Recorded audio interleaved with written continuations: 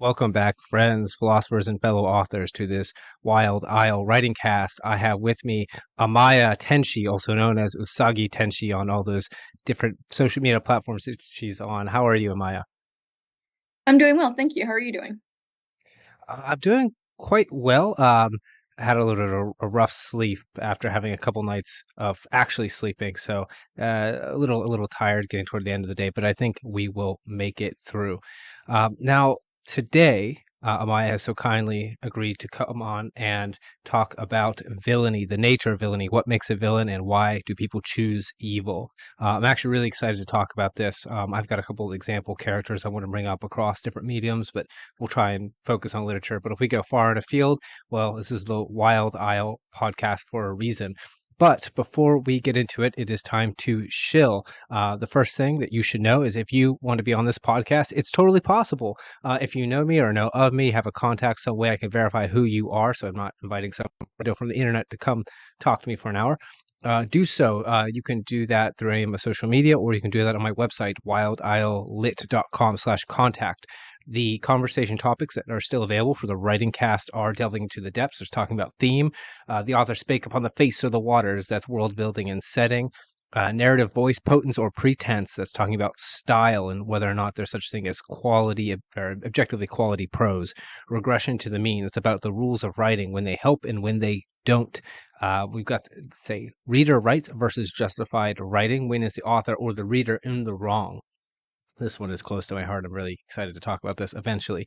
We have Neo Symposium, Eros in Fiction. When and how or not an author should include actual full out sex scenes in fiction. And if you have a topic that's not on this list that you would like to hear discussed, please recommend it. Again, you can do that on my website, wildislelit.com/contact. And while you're there, if you are an author and you've got a manuscript that needs, let's say, bulletproofed, that needs to be sharpened, and if you want to develop your style, you can hire me. I am also an editor on my website, wildislet.com/editing. You can find my Wild Isle style guide page. Check that out if you want to get your manuscript as sharp as possible. And let's say if you want to write with styles reaching both far and afield in time and in place, that's where you want to be.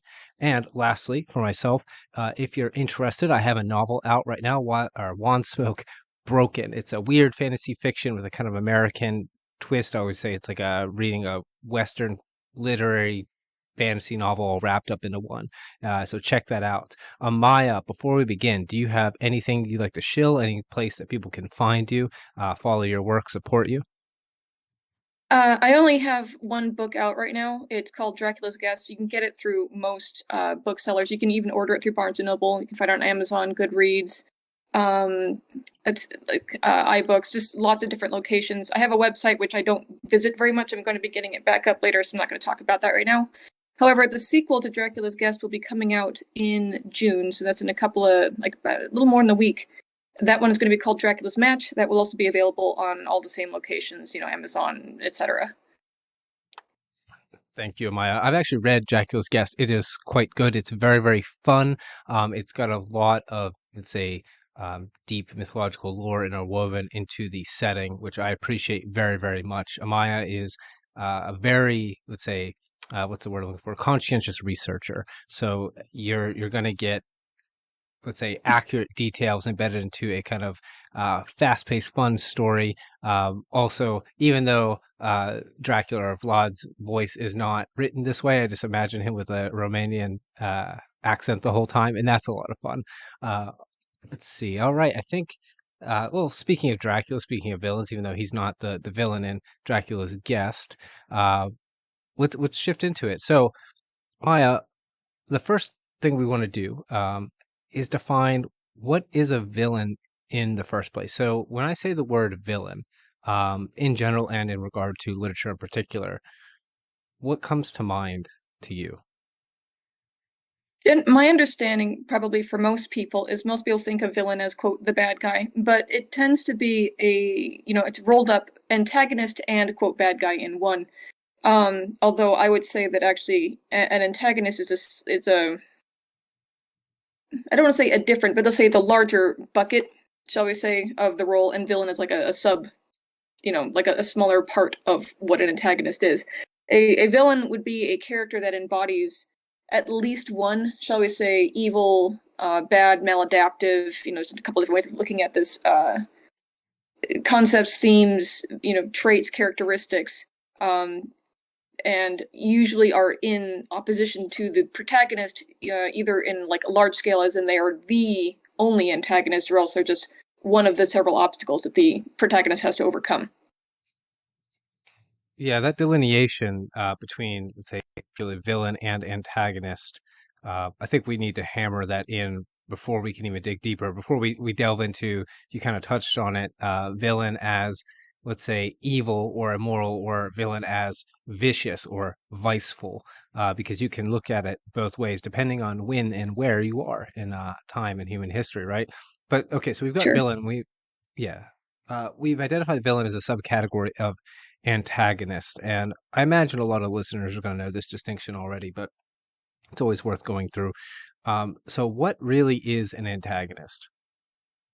An antagonist can be a character, or else it can be a force or a circumstance. It's whatever essentially prevents or stops or interferes with the protagonist achieving a goal or completing the narrative. In the case of Lord of the Rings, to a certain extent, because we're getting into a more mythological sense, because Sauron is not really a character per se; he's almost like a force, and that is more mythological.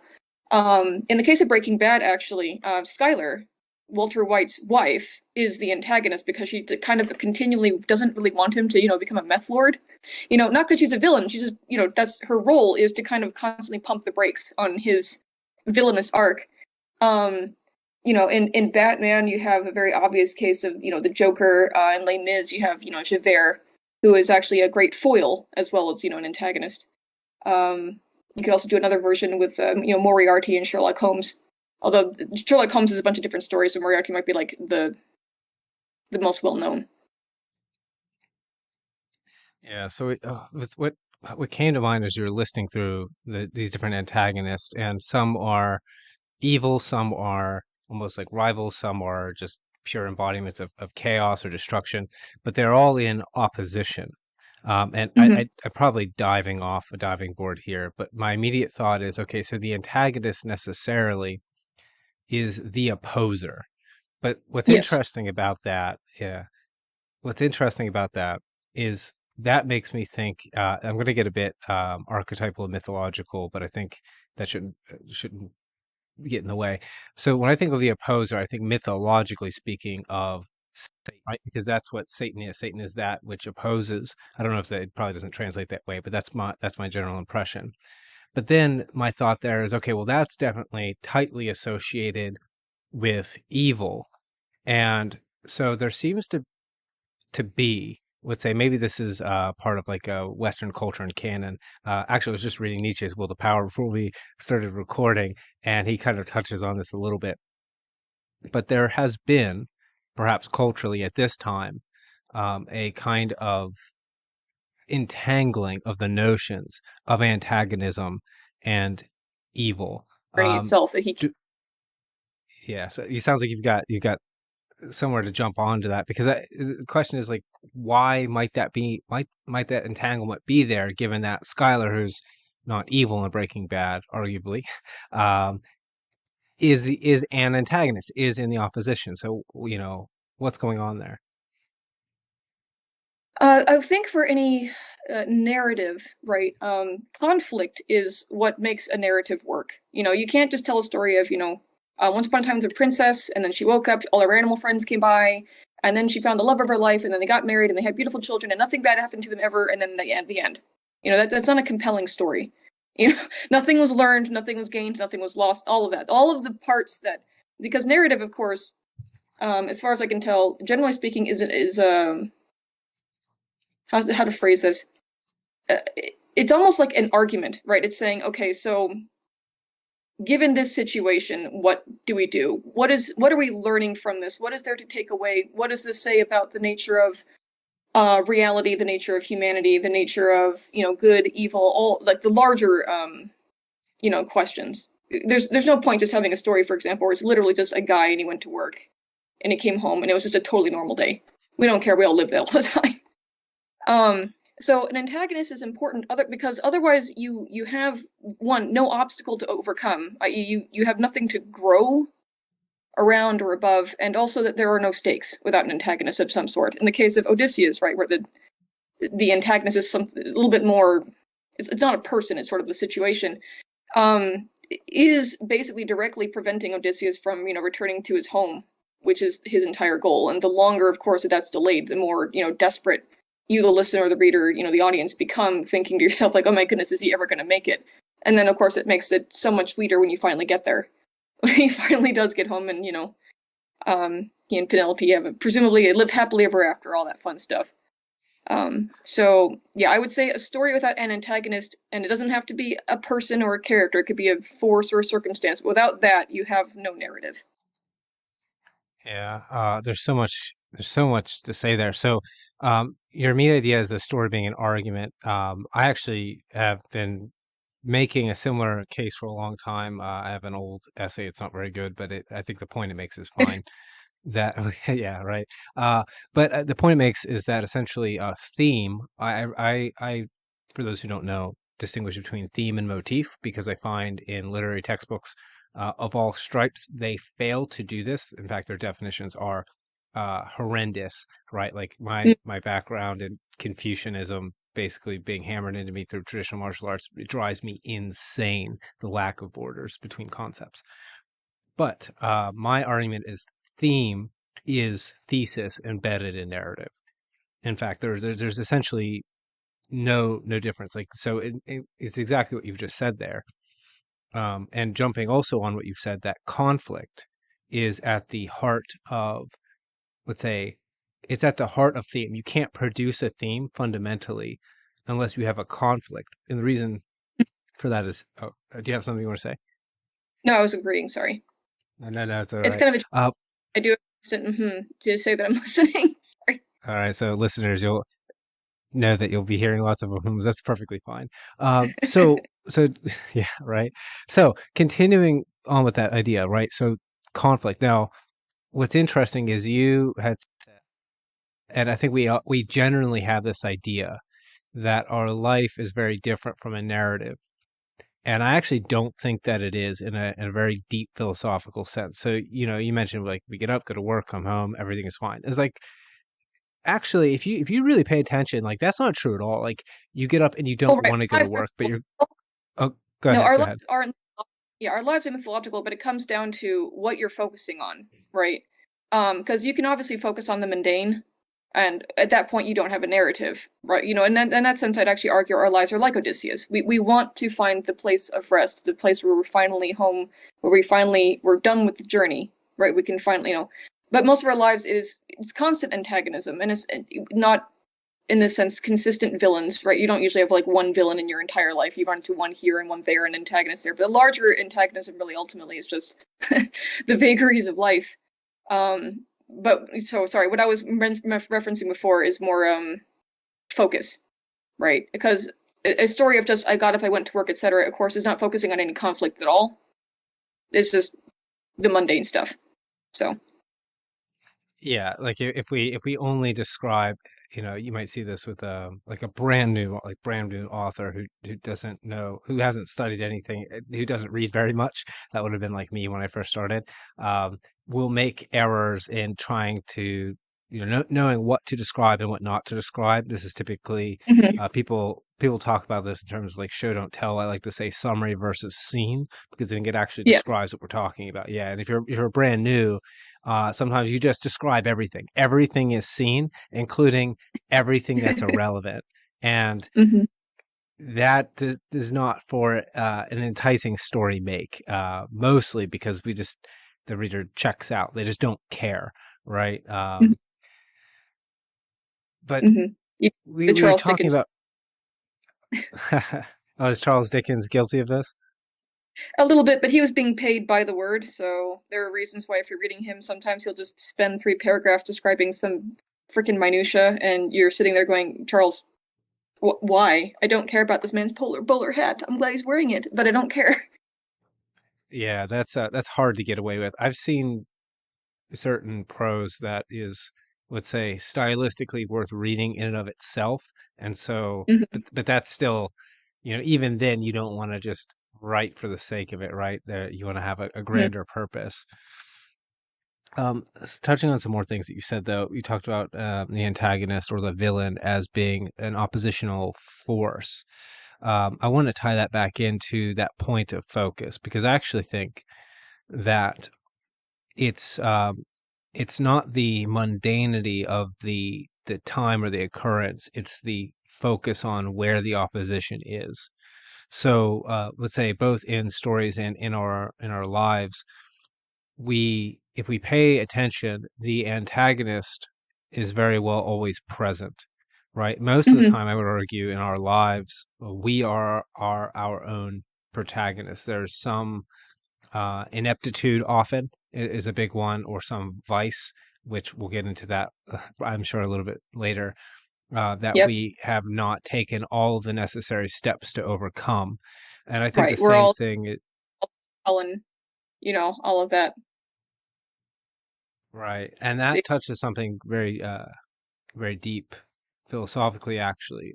So I don't want to spend too much time on this, but it's kind of the idea that it's a Taoist idea, uh, that conflict, that it's a necessary part of being itself, and being could not exist without conflict.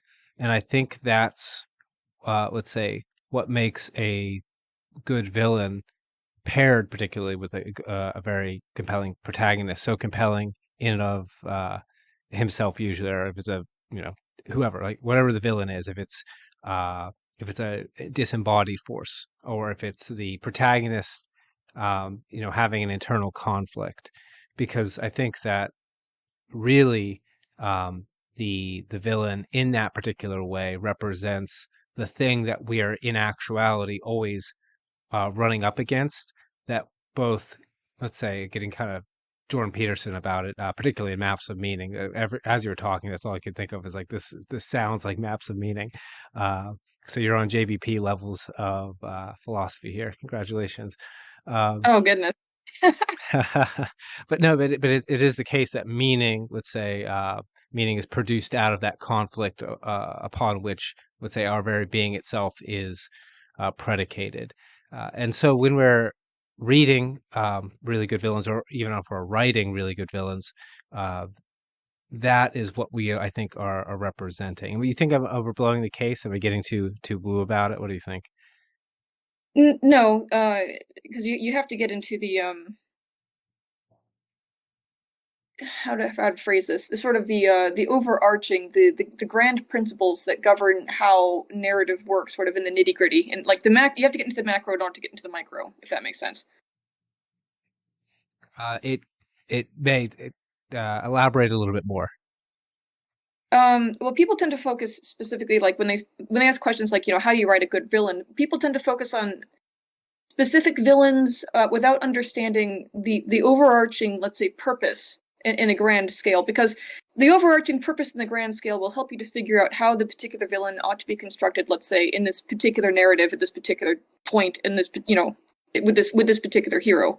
Because they're all different, and this is also the reason why someone says, "Well, write a villain like the Joker." Like the Joker only works in stories where the Joker works. He would not work, for example, in your Lord of the Rings. You could not use all the same principles of constructing that villain elsewhere. So that's why I'm saying, pulling back completely, to the full scope here, where we're taking a sort of almost a low res, view of narrative and how narrative works. In this case, so we can encompass mythology all the way to, let's say, comic books, movies. They will all have somewhere in there, right, the spine, the through line. That is the principle that will help us to understand what a villain is and what a villain is for. And then you can get into the details. So macro in order to understand the micro. Okay, that makes sense, right? So what this is essentially pointing out is the fact that an antagonist is a bit, not a bit, is contingent upon the protagonist and the conflict, that is the protagonist that either is trying to avoid or overcome, or whatever, whatever is getting in the way, right? By Sure. necessity, right? So the antagonist And comes also, second. it also depends on the theme and precisely what sort of argument you're writing. you know. Um, because not all stories are written in, the same way, nor should they be, because they all kind of focus on different things. So that's what I'm saying. It's even theme will affect what works best as an antagonist or as a villain in a particular story. Yeah, and that kind of harkens onto your point even more. It's um, we have to remember antagonist is going to be opposition, and that's going to what is being opposed depends, like you just mentioned, on the theme. What is being argued? Something that popped into my mind was also that's the, let's say, the part of what defines an antagonist, as opposed to something like either a tragic hero or something like an anti-hero. Obviously, the tragic hero and the anti-hero are protagonist characters, so they've got other differences. Uh, Right. but one You key can difference is that. Oh, go ahead. I'm just saying you can also have a villain protagonist too, although those are somewhat more recent, I would argue, in the history of mankind. Oh, that's interesting. Let's get into that because I know I've heard the term villain protagonist, but I haven't given it any consideration at all. So tell me about it. Well, you have characters. I can't remember the name. The main character in I Am Legend, for example, is actually a villain protagonist. Um, what that usually ends up being is a story being told from the point of view. And when I say the villain, I usually they're trying to say the antagonist of a different person's story, which fair enough because everyone's an antagonist in somebody else's story. But they also usually seem to mean a hero who is villainous, right? That their main goals are villainous in nature, ambition, or something like that. That they're not the strictest hero in the strictest sense. Usually, though, villain protagonists end up going through a heroic arc. So, in that sense, if you want, okay, now we got to talk about arcs. Sorry, because there's a couple different arcs, right? There's a heroic arc where the hero ends up sort of coming up to his flaw and overcoming the flaw, integrating it in a positive way, and then coming back to the beginning, but now a better person. You have a villainous arc where the hero comes up to the his flaw, ultimately embraces it, and then falls and becomes a villain. You have a what is it, like the hamartia, right? This is the failed arc where they come up to the flaw, they cannot overcome it, they don't integrate it in a negative sense, it just destroys them. So villain protagonists tend to end up going through heroic arcs, but another version actually of a villain protagonist, and so I just talked about Breaking Bad, would be Walter White. You know, now it's a little bit different because he is actually going through, I would argue, a villainous arc, but he spends quite a bit of the story also just as a as a villain. In this case, we start out though with him being more heroic. I'm trying to think of a better one, not just the I Am Legend guy. Oddly enough, we've been trying to do that with things like movies, actually, especially kids movies. Oddly enough, like the freaking stupid Minions and Gru, that whole freaking thing. They're attempting to do that with like Suicide Squad. I don't know that they necessarily know how to do a good job with villainous arcs. Or villain protagonists. I would say the best one probably would be Dr. Frankenstein from Frankenstein. Although people usually view him as a hero, but if you look at Dr. Frankenstein, it's like, what good qualities does Dr. Frankenstein have? It's like, I'll wait, while you I find one. really loved his wife. Yeah. I mean, But that's when that. Like, I felt genuinely sorry for him. you can feel sorry for him because he is the protagonist, and you can see how his flaws end up destroying him, right? But he's not a heroic character. He's pretty much a villain all the way through. Like I say, it's very difficult to find good qualities in Dr. Frankenstein. He's got something of a god complex. That's fairly clear. So you're like, okay, we're off to a great start from the beginning. He's a coward. He's I wouldn't say shifty. He's shifty with regards to his let's say internal strength. He has very little internal strength. He gets sort of overcome constantly by various emotions and concerns and anxieties and fears, and some of them are quite ridiculous. He feels no responsibility, and you could say to a certain extent, though, because he is the protagonist, and we get to be in his mind, and we see what it's like to be this kind of person. Why it's still somewhat tragic when he dies, because you're like, oh man, he was overcome constantly by his flaws. In that sense, he's non-stop going through the failed arc, the Hamartia arc, right, where he fails to hit the target over and over and over again.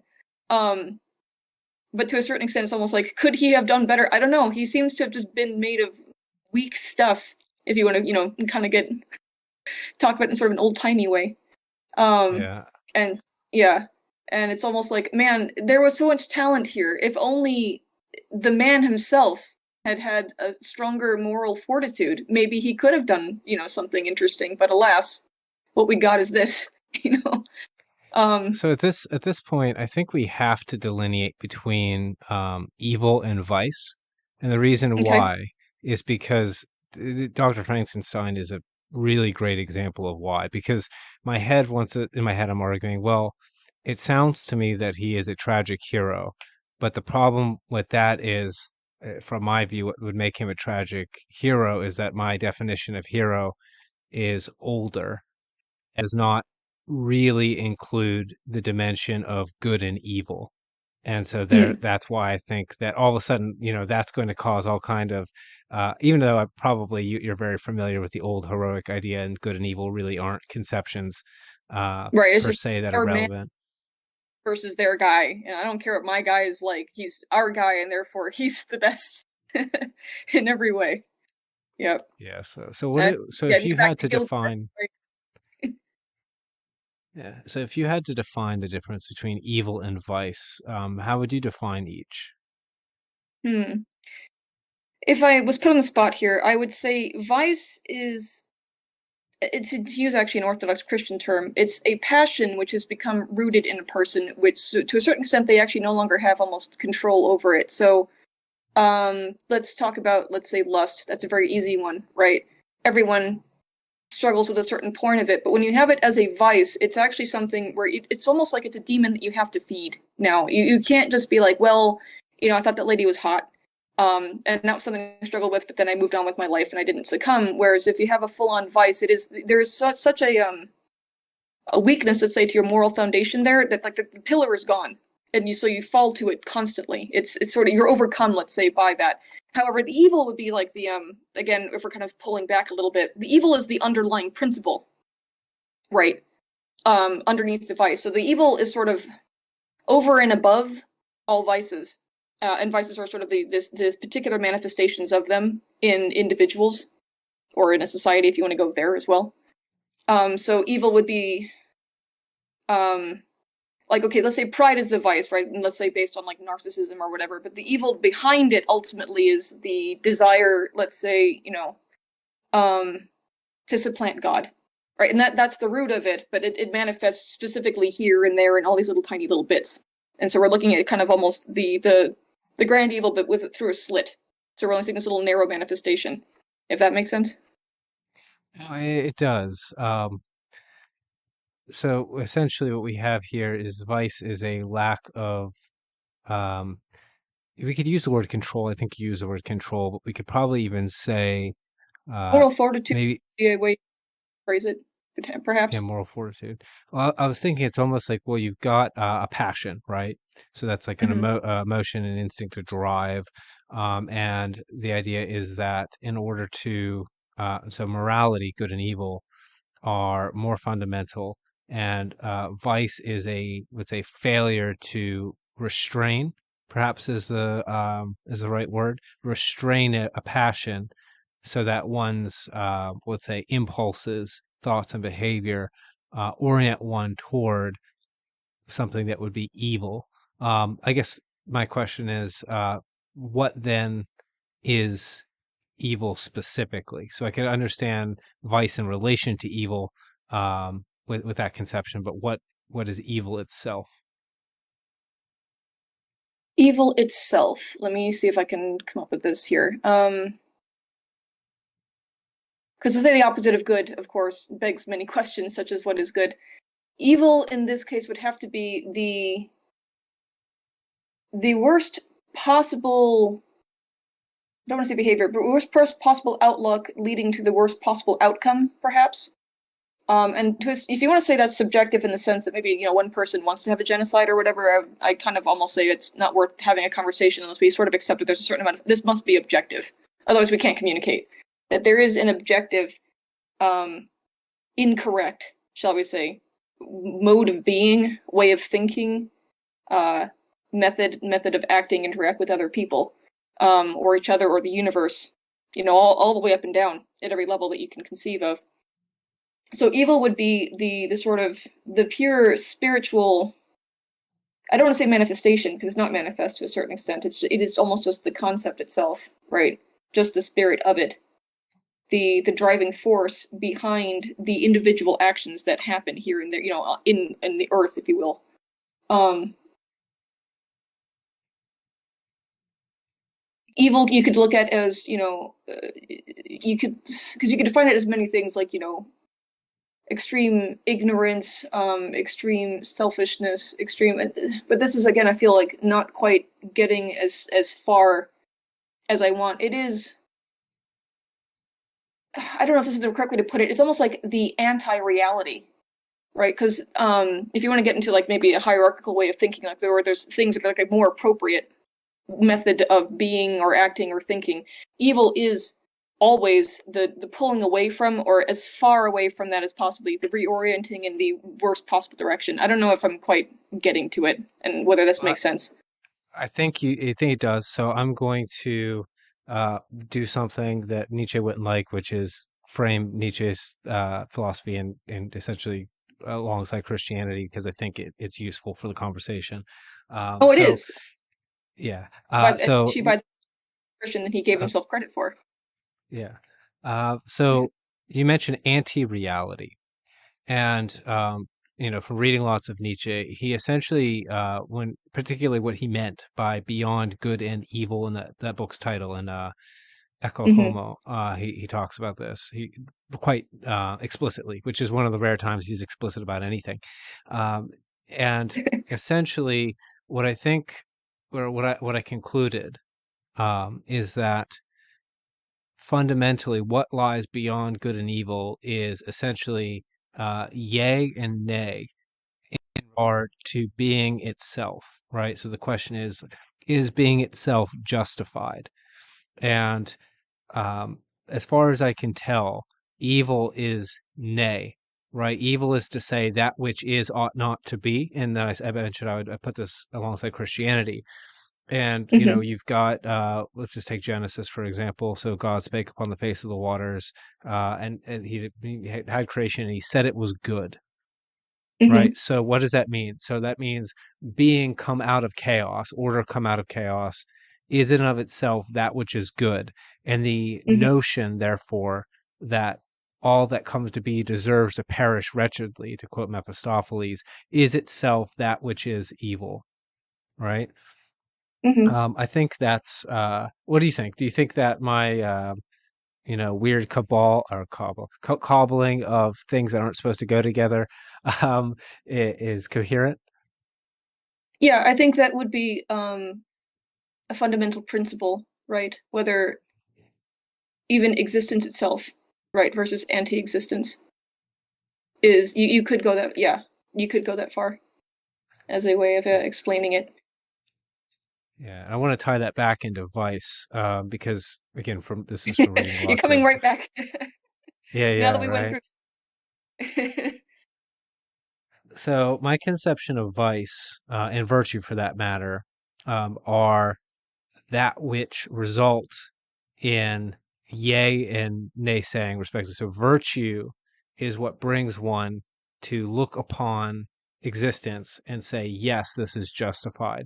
And vice is that which would say, I'll use Nietzschean terms. It's vice is this essentially that which is decadent. It's that which rots one. And why is that relevant? Well, when one becomes uh, this is very Nietzschean, so that we might depart from each other, but that's okay. It always makes a fun conversation. So that which prevents one from fulfilling his will to power, right? His ability to enact his will in the world to a greater and greater degree. Now, you can orient your will in accord with reality, which is what I think we should be doing. But putting that aside, vice is that which makes one less and less able to fulfill one's will to power, which inevitably makes one resentful and bitter and vengeful.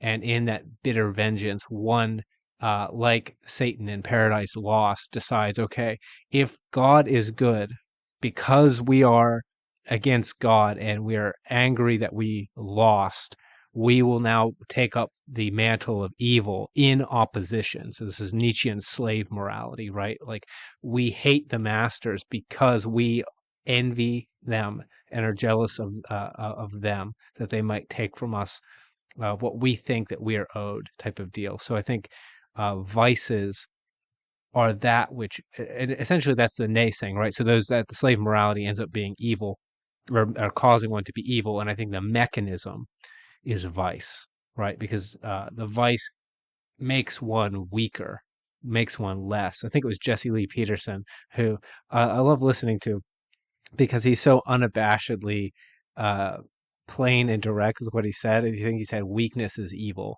And I think that's an inarticulate way of saying weakness is the conduit through which evil spawns its demons into the world. If I want to get kind of, I don't know, Right, poetic the way about it. it will manifest in the matrix of reality, if you want to put it that way. Yes. Okay. And so I think, are we? It seems like we're on board actually, which I wasn't expecting. Are we're on board with each other with evil Relatively, and relatively? relatively. Yeah, obviously my disagreement with Nietzsche in general is because the idea of exerting one's will as sort of as if you were the be all end all is an inherently flawed mindset because you are not the be all end all, and I think that a lot of utopianists, etc., throughout all of history have pretty much demonstrated that we're not. So, and that unfortunately such a mindset tends to lead towards horror stories. Uh, or I could even say it's the mindset of the magician, if you want to put it that way. But that's we're getting into, I think, maybe the wrong direction if I want to get to start picking that apart. So Yeah, yeah, we could have a. I mean, I don't disagree with you actually, in particular with the comment of the magician, because uh, becoming more and more familiar with essentially hermetic ideas. Nietzsche is really freaking hermetic, mm, particularly in the same way that Goethe seems to be. I want to read Goethe's stuff. He's hermetic in a weird direction, in the opposite direction to someone, let's say like Hegel. We won't dive too. I won't talk about that because that's going to be a whole conversation that takes us in the wrong direction. But I will trying to talk say, about actually, yeah, we're about to wrap right back into that. But I do want to say, in defense of Nietzsche, I actually don't think. I think Nietzsche, and it's his own fault, because what is it in Beyond Good and Evil? He says something like, "I do everything to be difficultly understood myself," something like that. So it's his own fault that he's misunderstood. But I actually think, from reading his works, um, that that the idea is to, let's say, essentially collapse the realm of forms back into reality, and part of that necessarily means bringing one's will in accord with what is, which is not the same thing as, let's say, what we're familiar with in terms of hermetics, where the alchemists, um, or I like to call them the black alchemists, because I think that they basically don't understand their own ideas, but then maybe that makes me like a weird uh hermetic or something. But basically, yeah, right. But I think that the problem is they fail to turn the mirror around. They fail to realize that you're supposed to do this to yourself, and through self transformation you make yourself more in accord with reality, or if you're a Christian, more in accord with God, because it's like at that point we're talking about the same thing.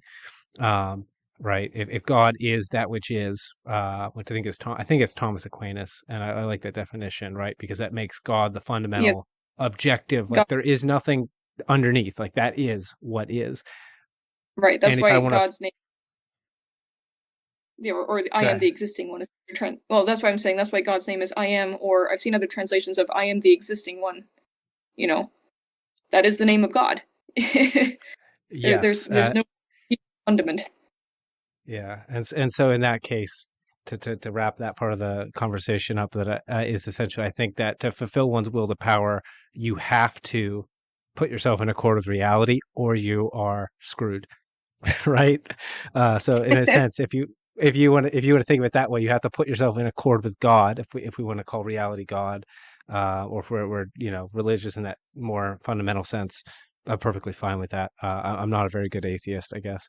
But let's talk about villains. So now that we've delineated kind of between evil and, and vice, I want to talk about the idea of villains across time and cultures, because I think this is going to tie back into an earlier part of our conversation. You like if we talk about like an ancient Greek hero, right? Mhm. Oftentimes people might say they're kind of villainous compared to modern moral standards. Yes. Yes. Now, I guess the question is, because we were talking about what was it, villain protagonists, Yes.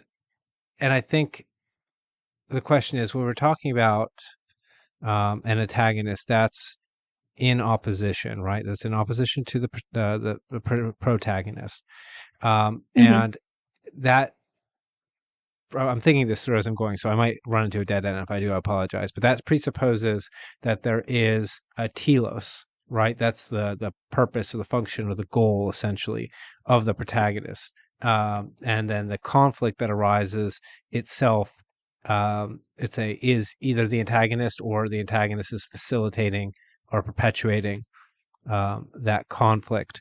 So then the question is, okay, the what is the necessary relationship there among the protagonist and the antagonist to, let's say, evil and vice in regard to that conflict? Because we have to tie right, because we've talked about villainy being kind of evil and or vicious, um, but we need to tie that more directly into, or maybe we don't need to tie that more directly into antagonist. Maybe I'm wrong on that, but if we were going to, Well, because again, I would say that antagonist is the much broader category, and villain is a subcategory of that. okay, so then And by the way, and in general use, right? In the case of villain protagonist, it's a little bit different because we have a protagonist who is a villain. So, and that's where there's a little bit of the overlap there. But by and large, villains in stories are usually in the position of, at least if not the main antagonist, they're in some sort of sub antagonist or secondary antagonist or something like that. okay. So we should condense down. We shouldn't think of this as antagonists at writ large. We should think of it specifically. Really, what we're talking about are antagonists who have some particular relationship, either with evil or with a particular vice. That's probably going to move us toward talking about evil, right? Because if vice is like the mechanism behind which drives evil or facilitates the evil impulse. Um, Right. okay, so where do I want to go with this? There's a couple different directions I have. Um, would we say then that the the villain is what? Is the villain promoting vice? Is the villain someone who has succumbed to vice and is therefore now pitted on the side of evil? Um, It depends is on the story. And it also at this point depends on the themes of the particular story. What the villain ends up, let's say, embodying, right? Like my favorite type of villain usually is the villain foil to the protagonist because that's what makes the themes and the argument, let's say, of the narrative really really clear. So in that case, Javert to Valjean, to go back to Les Mis, or even the Joker versus Batman, would be some like very well known modern day iconic versions of that. And Sam Raimi tried that with Spider-Man 3. It didn't work too well, but he tried. Um, uh, Another version, I suppose, might be like, say, Moriarty versus Sherlock Holmes, because Moriarty is, to a certain extent, the villain, i.e., the villainous mirror to Sherlock Holmes. Um, and that, because, like I say, that brings things into stark contrast. But then, of course, you have to have a story where that is the argument you're having. There are different versions, or other ways of I think I've seen it done also with villains, is that they are the hero. This is in the way to do the foil version. They are the hero, but when they came to it, let's say a similar trial, and they obviously felt this beforehand because they went through a villainous arc clearly before the narrative started. They did not just succumb to the flaw; they embraced the flaw and then became sort of that which they despised. Um, like Magneto's a sort of a version of that. If you want to talk about comic books, right? He ends up becoming that which he despises and fears, um, because of his paranoia or his fear about the extermination. He becomes the exterminator. But that works for that kind of story. In other stories, you can sometimes have, a completely different type of villain opposed to you. Although I would say that usually their villainy has to in some way bring them in direct conflict, obviously, with the protagonists. Otherwise, they don't make a good villain. I'm trying to think. All my literature is like 1800s and stuff. I'm like, what is something more recent? Um, No, people need to learn about old things. It's important. come to think of it, Phantom of the Opera, maybe. Although he's a villain that ends up kind of going through a heroic arc, based into the fact that we have a flat arc character. Sorry, some of the 19th century those stories don't follow our modern structure. We've definitely kind of all, I don't want to say calcified, but distilled perhaps narrative structures in the modern day, such that we're not allowed to have as much freedom, as we used to. Because you mentioned Dracula earlier, and I was thinking to myself, oh man, talking about the book Dracula is gonna be really weird because that one is not a normal, structured story.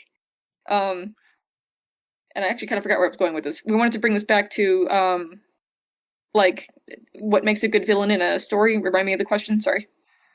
Um, I think honestly, I've got other questions boiling at the top of my head. One thing came up. No, no, it's fine. This is how this goes. So one of the part of the subtitle for this episode is why do people choose evil? I think they're making a presupposition there, right? Like we mentioned that Mm-hmm. someone went through a villainous arc. That's how we describe it in literature. Um, Yeah. but when someone went through a villainous arc, that could mean a lot of things. And Mm-hmm. that is where the question comes from. So do people, or what is the question that is begged, I should say, is do people choose evil? Or is evil something that they are pressed into? Like, how does one end up a character in this case, or we could talk about people in real life because I think it's not different fundamentally. How does Mm-hmm. one go through that villainous arc? Why, what makes someone do that? There's two different ways, and it kind of depends on what caused the villain the fall, shall we say. I think to a certain extent, some people choose evil because they have a belief, let's say, that what they're doing is for some sort of ultimate good. At which point they, I don't think of themselves per se as evil. They think that they're doing like, the best they can with a bad circumstance. Um, and then you have people who, let's say, and this is kind of more like the Phantom of the Opera kind of situation, right? Where life has been very cruel to them, and at some point they sort of embrace the idea of, okay, fine. And by the way, I accept that cruelty is evil, but that's all there is, and so I'm going to embrace this evil and do things which I know to be wrong, but as far as I'm concerned, that's all there is anyway, right? So those are the two sort of manifestations, I would argue, of a character becoming a villain. That I to guess you could. me, oh, go Mhm. ahead. I Sorry, guess go I'm ahead. going. All right. So that sounds a lot to me like the difference, the crossroads of pessimism. Again, this is a Nietzschean idea. I apologize. I That's have mostly Nietzschean ideas, that and Taoism, and Confucianism. But so there's a pessimistic crossroads, right? So that you could think of that as, you reach almost like the climactic moment in a story and a protagonist might reach. And you've actually got it's not two choices, but we're going to discuss two of the choices that could be made. So just want to make it clear, I'm not talking about a dichotomy, but just two options. Now, one is the belief in what Nietzsche would call essentially an afterworld. This is like the Platonic realm of ideals. Um, Mhm. and what this is a thing. This is the utopia essentially. Why I say the utopia, because it's nowhere. So it is the belief in a thing that is different from that which is, that one believes is better, but which is actually nothing. So I want to say that again because I know that's going to be confusing as hell to the audience. So you've got one road, which is the delusion that there is a thing that is in opposition to that which is, that isn't nothing. The problem is that's a contradiction, right? Like there is no Mhm. such thing that is not that is which isn't nothing, because nothing is that is which not is, right? Like it someone it so that's you mentioned the magicians before. So essentially Mhm. magicians are all Neoplatonists. That's what they are. Mhm. They have a belief in that which is not what is, and that's one road that becomes a villain. That ends up being the tyrant, in Nietzsche's idea, like basically where he predicted, yeah, we have this road of pessimism. We're going to have nihilists and we're going to have socialists, and the socialists are going to kill like millions of people. Uh, and, he's like flat out about it, and like he turns out, yeah, he was right, because of the belief in the greater good, right? So not Mhm. the good, not go back to Christianity for a second, not God spake on the face of the waters and what he created was good, because that's the good, that which is Mhm. the greater good, the good that is better than good. And then the other way is the nihilism, that's Satan in Paradise Lost, right? So that's the moral slave, that is the succumbing to resentment, Mhm. which kind of begs a question. Like it's understandable why someone, I should ask you, since you're the guest and you're on here, why is it? What do you think drives a character? Like if you're writing a villain, right? Because we're both authors here, Mhm. so we can talk about this. You're writing a villain, and so essentially the with the path you just laid out two pathways. Yes. What what motivations do you give her a character to go toward the let's say the tyrant path, which is believing in a greater good that doesn't exist, and then what Mhm. motivations do you give to a character who becomes and succumbs to resentment? Sorry, that was my cat. She's sad. I don't take paying attention to her. Okay, so for a character to become a tyrant, I actually do have several versions of them. They tend to have the same sort of mm, a similar flaw, shall we say, right? Um, they look at the world, they say, this world is rotten. You know, you're kind of almost getting into the JRPG thing, right? But they see that there's a lot of suffering and, you know, bad things in the world, and let's say even they themselves have suffered, which may or may not be the case here.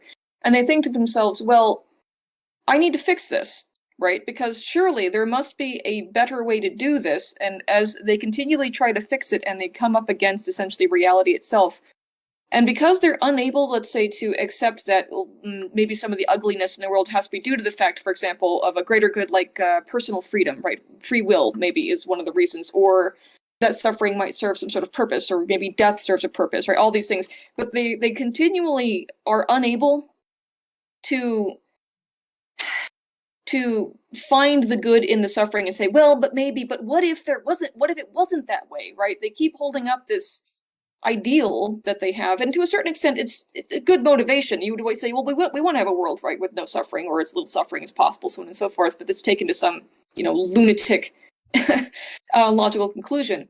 And as they continually, again, sort of battle reality and continually have to apply more and more pressure, and at this point, you start running into the problem of I have to start sacrificing, let's say, a smaller ideal of I don't want suffering, but suppose this little suffering though that I have to do in order to try to get to my greater goal of the utopia is surely worth it, because you know as much as I don't want to do it here, but then think about when we finally get to the end and then no one's suffering ever again, it'll end up being a drop in the bucket, right? And they do this more and more and more and more, and of course it's a bunch of small decisions that eventually lead them basically to hell, you know. And then by the time you get to the end, you're like, holy goodness, how did you get to be a genocidal maniac? You're like, right, it was a journey of 1,000 steps. And that's usually how I handle that. As far as the ones that succumb, um, that for me, usually in a narrative, I wanted to talk about the real life, but in a narrative, it would end up being this is a character who has suffered a lot, and I would even say suffered unjustly, like they didn't even as something they didn't like do on purpose, you know, or that they didn't deserve, and they sort of become subsumed by, almost devoured by the darkness around them, and they find okay, so I'm going to go, if I am allowed to, a little bit of spoiler alert about my own series, but I have Elizabeth Bathory, obviously, as a villain. I'll put her that way. And just looking at the real person's letters, for example, and trying to come up with a psychological profile. This is why I'm going to talk about this. Um, she felt very weak, as far as I can tell, and very vulnerable, and she did not have a positive way of overcoming that. So she fell into a very, I mean, objectively, evil salve, shall we say, for that inner wound of hers. The she feels weak and she resents the weakness in herself, and so she goes around killing essentially and tormenting this symbolic representation of her weakness. In this case, young girls, over and over and over and over again as a maladaptive attempt to kill it within herself. Or you can have another character if you want to get kind of into, I don't want to go into serial killers per se, but another one who falls into the resentment of I'm going to do it to others because it's been done to me. I was the dog that got kicked around a lot, and this is actually kind of a little bit what Walter White does, if we want to bring it back to that Breaking Bad. Because he has this idea that power inevitably is tyrannical, and so when he finally starts have power, he's like, well, it is tyrannical, and turns around and becomes the image of what he views is reality. I guess if I could put it this way, the people who are resentful and kind of fall into evil and sort of embrace it in that sense, they believe fundamentally some sort of flawed idea about reality itself. Then I think that at the core of them, they believe that reality in some sense is evil, right? Or that reality is governed, let's say, by evil principles. And so all they're doing really is just embracing or aligning themselves with what they think um, is the evil principle of reality, right? Okay, well, I've suffered enormously, so it's my turn to turn around and make others suffer, because that's how it is. I don't know if that makes sense. No, it does. That's like if you want to read some of the Columbine shooters' writings, they essentially make what you can summarize as the argument is, the world is full of demons. It's full of people who are facilitating the actions of these demons who are cruel and evil, and there's no other virtue. And I myself am so flawed, and I'm a demon, and it would be better if everything were just to be destroyed. Yeah. They make that, yeah, they convince themselves of that judgment. And Hmm. I was really thinking, because there's I think we might have the answer. Maybe, I mean, that would, if we answer this, then we need to write it down because we're solving the deepest one of the deepest philosophical questions that have ever existed right here on the Wild Wild podcast.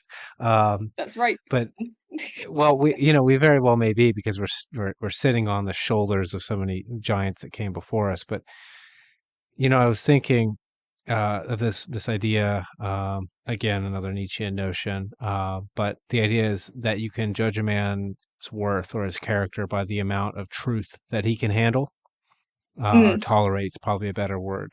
And when Nietzsche uses the word truth and I use the word truth, it's what we really mean is like objective reality. That is which is, right? Capital T. This ties into, by the way, we want to talk about like that is which is as being God, with like one of the stories with, I think it's in the Bhagavad Gita. I haven't read it through yet. I need to, but I'm familiar with this story because Joseph Campbell brings it up, where this guy doesn't want to go to war with Ar- his brother who's rebelling, yeah, and Arjuna. yeah, Yeah. Okay. so you're familiar. Hmm. Yeah, well, to not ramble on about it too long, I Well, think audience Krishna, maybe just go ahead and tell everybody. Yeah. yeah, uh, the long and short of it is Krishna shows him like the true face of God, and the guy is like horrified, because it encompasses all like the death and destruction and pain and suffering. I think he like sees men being devoured, like our whole horses gnash between like the god face's teeth, and it sends him into like a puddle of piss, basically. um and I think that that's actually true, right? Like I like to say Lovecraft is right. Like the true face of God to a human being is so incomprehensible that it can drive one insane. I think that's why, like, if you again wrap this back around, because to Christianity, since that's part of the framework of our initial part of our conversation, like God doesn't show his face directly to anybody in the Bible. I'm pretty sure he's always speaking like through something else. um, and maybe that's because human beings, can't look upon the face of God without being rattled and almost destroyed. And why am I bringing all of that up? Right? Because it sounds like a bit of a tangent. I don't think that it is. I think when one succumbs, it's like they for whatever reason they cannot bear the truth of reality. They something in them. This is kind of Nietzschean. Something in them is too weak, right? Like they don't have whatever it is that constitutes what we could call moral courage to look and say and continue to say yes, like yes, sir, may I have another, right? Like there's some you mentioned moral fortitude in there, like something I don't know what it is because like now we're getting way too deep into a real person's psyche, let alone a character. But I think that out of some there is some I fundamentally think of it as like a lack of courage um, to suffer more, right? Again, Nietzsche to say to the demon who says you will live this life innumerable times with no changes, to say like, "Haha, you've given me the best thing you ever could." To not, it's a fear the let's say the repeated suffering. It's almost like the reverse of classical Buddhism. Like instead of saying like I want to escape the cycle of samsara, it's like I will go through the cycle of samsara an infinite number of times and smile the whole time, motherfucker. Like that kind of attitude. Right, Um, right. Again, that's getting very Nietzschean about it. But that seems to be when you're talking about the character that succumbs. Um, or would you say that that kind of fits what happens to someone? They're in a state of suffering and they cannot bear the weight of it. Something like that. One. Well, I would almost argue none of us can really bear the weight of suffering to a certain extent. That's why everyone hates suffering so much. But I would say probably what my feeling on it is actually a little bit different. Instead, it's that they actually can't bear the weight of hope in the suffering, because to a certain extent, hope in suffering in some is almost actually painful, I would argue, because I mean, there's there's always the possibility that you're wrong, and all of this was for nothing, right? And if you embrace despair, to a certain extent, you're trying to already spare yourself the potential for despair later, right? Because there's almost in some ways nothing more painful than everything was going so well and we were finally going to get there, we were going to win the war, we were going to get home, and it was and then it only to turn out your wife and kids were murdered like 2 years ago, horribly, like burned alive. Your country, all this suffering, as it turned out, was for absolutely nothing. There was no point to it. That is what would crush somebody. So my feeling on that is it's a form of it's an actual weakness, an inability to say that even though life is a pit of darkness, and let's say I dwell in the depths of hell itself, somewhere somehow there's a heaven, even if I can't see it, even if I never reach it, it's there. There is a reason for that, and that I think is what they're actually rejecting, because that is the way to turn the suffering into gold, right? Is to be able to, in spite of everything, in spite of how much it hurts and in spite of how much it basically crushes you, to say that there is more than this. I reject that this is quote unquote the fundament of reality, right? The evil that I'm experiencing, that there is beyond it something else. And part of the reason also is because, of course, it is also quite painful in some ways to think, well, yeah, there is a heaven, there is love, there is somewhere, but you don't get any. You just get to live in hell forever. And there's a certain rejection of why can't I have that, you know? Or to even accept the fact that maybe you'll never have it, but it's still there and it's still good, even if you don't get any, you know.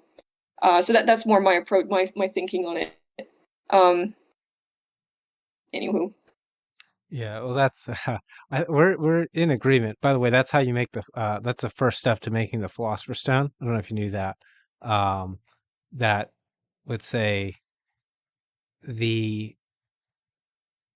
change in one's own judgment, which let's say transforms the orientation of the soul. That makes it basically turns the leaden soul into gold, and then obviously the alchemists thought they could make actual gold out of lead. They were not correct about that. Uh, No. but the symbolic stuff is actually essentially it really does highlight what makes a villain. Let's bring this back onto writing. We've been going on for a while to make sure that we haven't gone too far in a field, or actually I don't think we have, but for the listeners out there to be convinced that we're not just rambling about philosophy now, we're actually still talking about writing. Like when we're writing Mhm. our villains, in order to make them, when I talked to Michael about this, who I commonly refer to as Captain, uh, Mm. when I talked to Captain about this, we talked about character, and we talked about characters that they don't need to be necessarily realistic. That's not a word that we liked. We like the word believable, right? To where Verisim we verisimilitude. It has to feel real. It does not have to be real. And in fact, I would actually argue, generally speaking, it doesn't actually work if they quote unquote are real. yeah, we run into that problem, a number of problems, one of which has to do with that like scene summary problem where there are a bunch of details that aren't relevant to Hmm.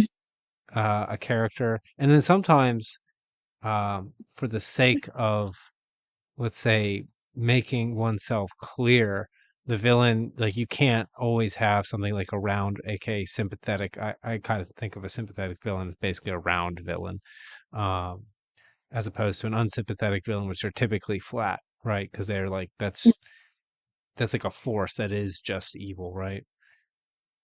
Right. Sauron or Joffrey might be two versions of that. Yeah. Uh, Specifically TV show version of Joffrey as opposed to book version of Joffrey. It's been a while since I've read through Song of Ice and Fire while waiting for the next book. Um, I don't remember Joffrey specifically. Was he that much uh more? Did he have that many more dimensions in the book? For some reason, I don't It's not remember him. it, it's not that there were more dimensions, it's that there was only one little, I thought, sort of tidbit that I picked up from the book that was not apparent. I didn't feel was present in the show because in the show he was supposed to be just irredeemably hateable top to bottom. In the book, I had the impression that he was a mad dog, and that he did not understand exactly that what he was doing was evil. I mean, he needed to be put down in the way that a mad dog would be, but he was nothing that he was doing is the kind of malicious that he was doing in the show. Because in the show, it was clear he was sadistic. He enjoyed causing suffering in others. Whereas in the book, I had the impression, at least from a couple different scenes, that he was sort of confused that people didn't like him because he wasn't doing anything. I mean, yeah, he tortured people, but like, so what? And so in that sense, that was why I would say that Joffrey in the book, like, maybe I'm wrong about this, but was a little bit more Uh, sympathetic in the sense that he was sort of like just born wrong. You're like, man, it was just always going to go this way, and all we can do is kill him or I think put you're him in a right. box. I know. Yeah, I think you're and right. As someone who has like sadism as like a part of my personality profile, unfortunately, um, there is a difference between like knowing that you're hurting somebody and being kind of like in the book Joffrey. I think you're right now that I'm thinking about it. He was more psychopathic, where he didn't have an understanding. Like for those of you right. out there who don't know, I differentiate psychopathy and sociopathy. Psychopathy is like an inability to really understand the emotional internal natures of other people, whereas sociopathy is merely not caring.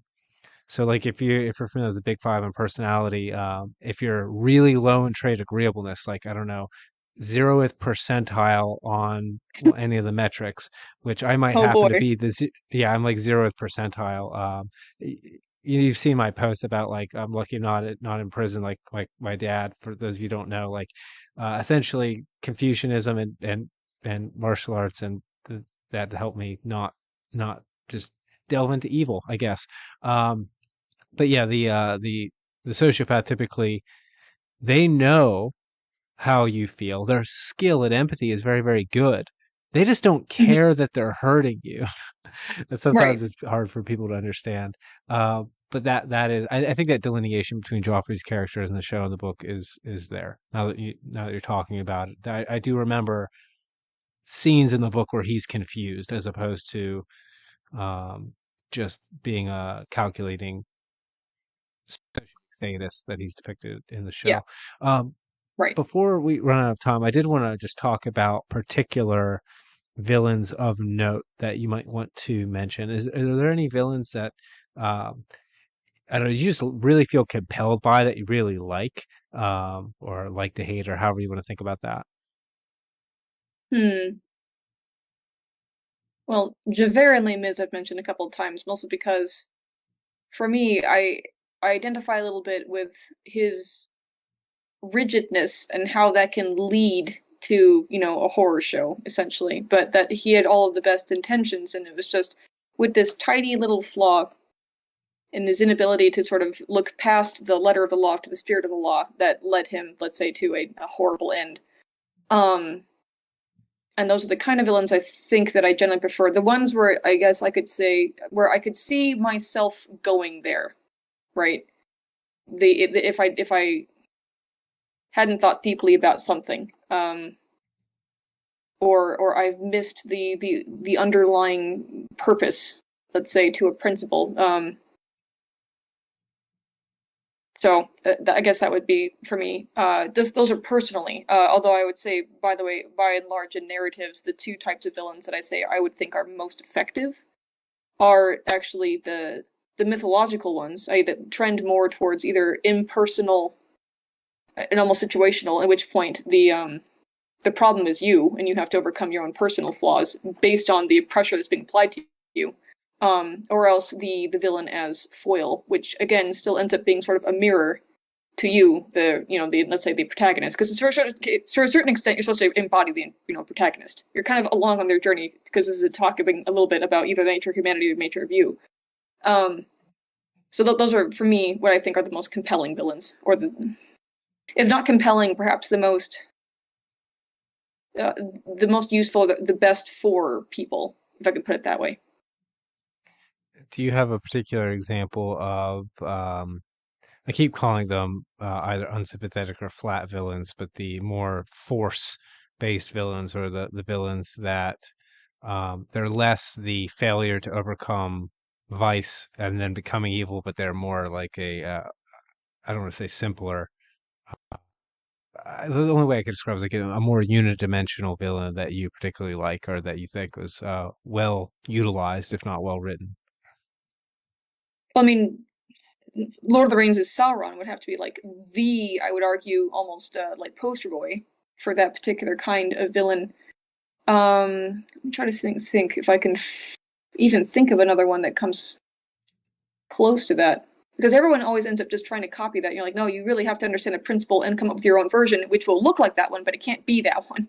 Maybe the Emperor, actually, from Star Wars, Emperor Palpatine, specifically mostly from episodes 4, 5, and 6, more than in episodes 1, 2, and 3. Um, You know what I just noticed is that these hmm, type of villains are essentially the archetypes that we just described. So the Emperor Palpatine is the tyrant, right? yep, Like he's got an idea about how he wants the universe to be, and he's going to rule over it. And then yes. Sauron, I'm pretty sure is basically chaos and destruction. I haven't read Lord of the Rings, so I don't know. Tell me if I'm wrong about that. Uh, yeah, to a certain extent. I mean, he's sort of like even the Satan to Satan, so he's kind of like the sub Satan, if that makes sense, Satan Junior. Um, but yeah, I mean, he embodies, yeah, just chaos and selfishness and his total selfish ambition to dominate. Um, and there's not really anything sympathetic in there. That's not meant to be. He is, essentially a demon. You're not supposed to be sitting there going, "Well, what made him like this?" Um, well, I would actually argue in the case of those villains, also what they basically are, they're villainous paragons, right? If of course, obviously you can use the word archetype, but I would say uh, they are the embodiment of all that is, and then fill in the blank here with very little. I hate to say with little subtlety, but you can get away with a little bit less subtlety, I think, with villains than you do with protagonists if you want people to identify with the protagonist. Yeah, and I think that's because in life, our real life antagonists are not always multi-dimensional. Like if you're in the position of Odysseus, like Hmm. part of the villain is like your home is way the fuck over there. Like it's Yep. the big force is like I have to get across this vast distance. Or when I was talking Right. with Nate, he brought up Anabasis, I think is how you pronounce it, where the Greek soldiers are stranded and they have to get home. Um, Mm. and that's the inspiration for the novel The Warriors, which I very much like. Um, I really like the novel and the movies. Actually, the movie is really good too. For The Warriors, a couple Okay. villains. I'm trying to think of a more, let's say, a more archetypally Sauron-esque villain that I Dracula. like. I admit, or I have to admit now, confess is the right word, that I have not read the actual source N- material. So have not read Stoker. very very few people have actually read Bram Stoker's Dracula. It's weird because it's never been out of print since it was published, and I find that very curious. I also find it very curious. I would actually argue that Count Dracula, to a certain extent, is the icon in our modern day, which is fascinating. Everyone knows who Count Dracula is, even if they never read the book and they don't know much about him. But like he is actually a fictional character who has appeared in more works of fiction, I mean, i.e., in other people's fiction, for example, than any other fictional character in history.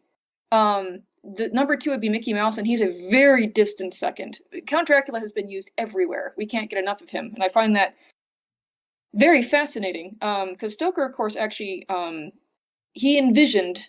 I don't know to what extent he actually accomplished this, but his intent when he set out was that Count Dracula was going to be an antichrist figure. What he presented, of course, is a little tricky because on the one hand, Count Dracula is a very strange character. On the one hand, he is the totally human, sympathetic, multidimensional villain where you can almost understand his psyche, and on the other hand, he's also the overarching Sauron, like simultaneously. And in that sense, it's kind of an interesting. It's also the reason I say that the book Dracula is actually kind of difficult to analyze because it's not structured like a lot of other stories. Even in the way that the heroes fit together, or how the villain antagonist, and even how they approach him or his relationship to them, it's a very odd book. There's an apocryphal story actually that Sir Henry Irving, for whom Stoker worked, when he first came across the book, there's an apocryphal story that he said one word of it, which was terrible or dreadful. Actually, was the word. Um, I've read Dracula, I think, 3 times. It is a fascinating little book, very flawed, but very interesting. I don't know how much time you want to like spend actually analyzing the character of Count Dracula or not. I'm tempted to dive in because, like I said, I haven't read it. Tell me, I want to ask a question, and then you can dive in as deeply as you would like to go in terms of your analysis. So it sounds to me that Dracula was an attempt at actually embodying both archetypes of villainy. So both the tyrant and the, let's say, chaos. If is that right? I think so. And I have a theory about how exactly Stoker was managing to do that. Um, but yes, I would say that that's probably, even if accidentally, I think that's what Stoker ended up doing. Um, And and no part of the wonder he struggled because that's got to be difficult to because those are kind of opposites in a way, almost. yes, they are. And I think one of the reasons why Count Dracula in particular, and this is part of the reason that we have to spend so much time in the book of Dracula, kind of going over his history and his psychology and everything else. We have different characters giving us different windows into the Count at different times, and they bring different um, visions, let's say. So on the one hand, he's a massively powerful, monster, right? But when we first introduced to him in the book, he's actually, and this is the thing that a lot of readers, when they first approach this, get kind of like they kind of get amused by.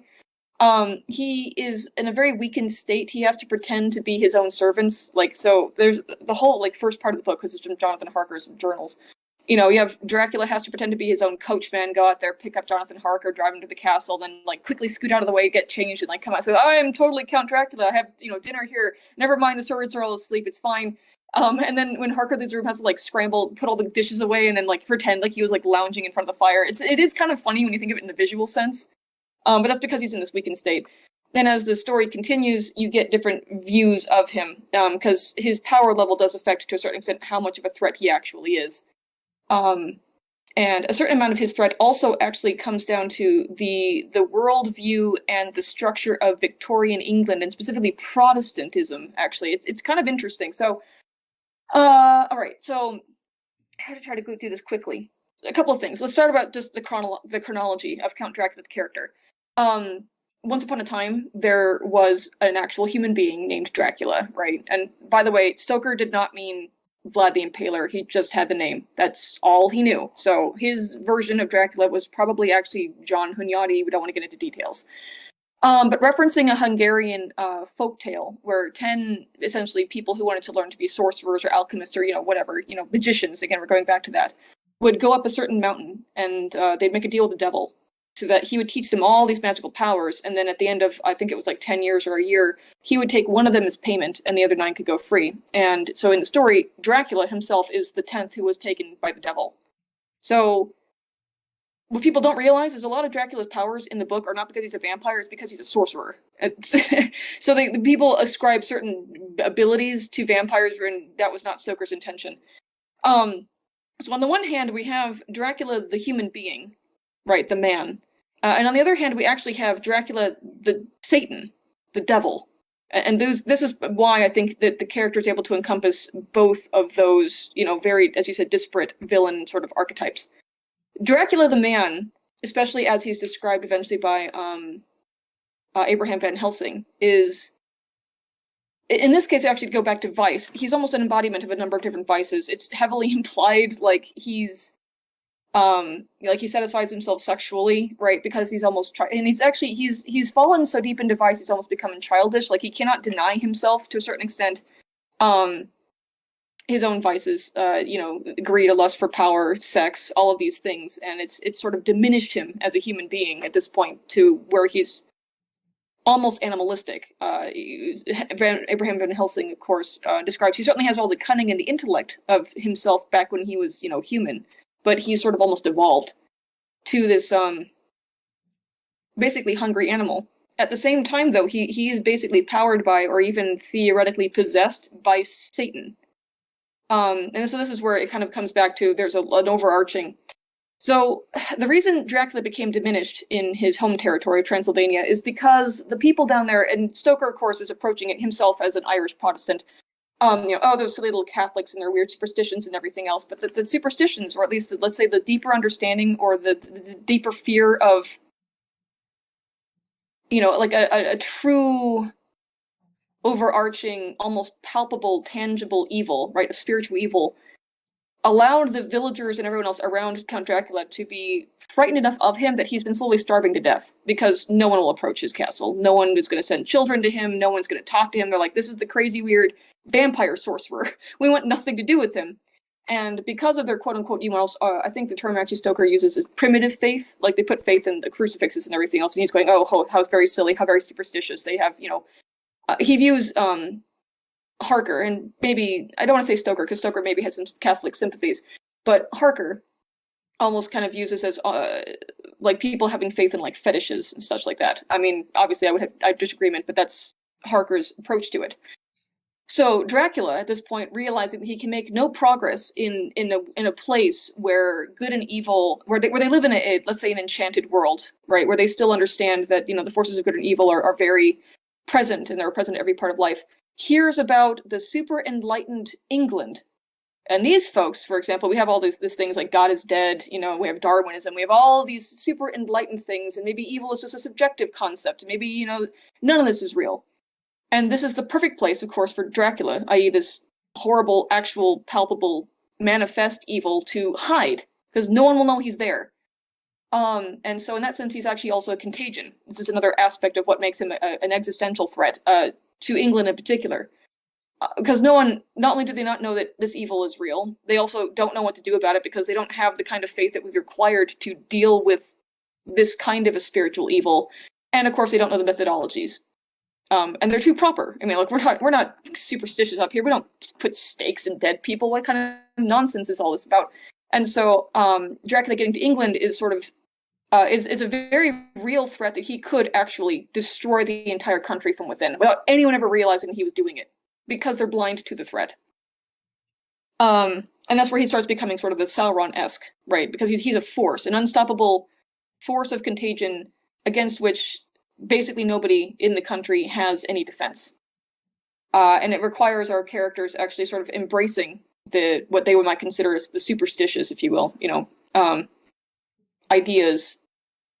Stoker still approaches this from a Protestant point of view, where to a certain extent, it's all spells as opposed to like faith or anything. But whatever, Stoker, he did what he did.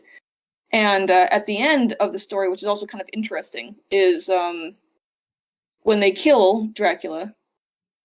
When he's killed, actually, this is a great mercy to him because they're still the man, trapped in their um, enslaved by vices and sort of almost debased as a human being, right, at the end of the day.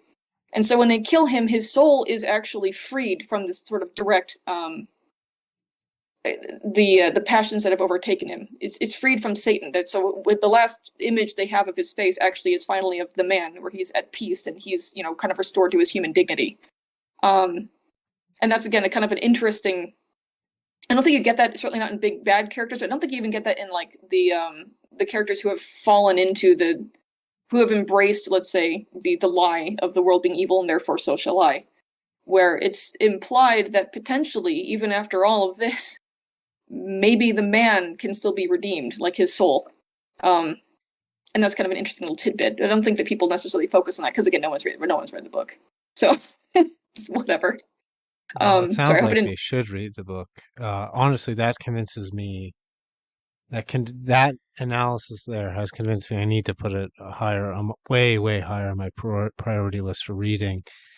I want to say a couple things about it before we go on too long, if you don't mind. Sure. One, Jack is way more interesting than I thought. Like way, way, way more interesting. But this also, uh, perhaps this is two things. The first most is there is a that book probably mentioned it was kind of flawed in many ways. Um, I Yes. think I think that was an inevitability, and the reason why is because to simultaneously juggle all of those, let's say, I would call them archetypes. I could pick them out bit by bit as you were going through. To Hmm. have all of those in one cohesive narrative necessarily means, I think, you're going to have to sacrifice the cleanliness, the communication of a uh, singular theme, if you will, in order to have multiple themes at the same time, which is going to it's going to feel jumbled. It's going to it's when you try to do more at once, you in a sense, in a way, get a little bit less of each, even though you get more total because there's more present. Um, and that I think that's an argument, or that's a premise to an argument that I would make, that even if a book is flawed, that does not mean it is bad. And in fact, I would say that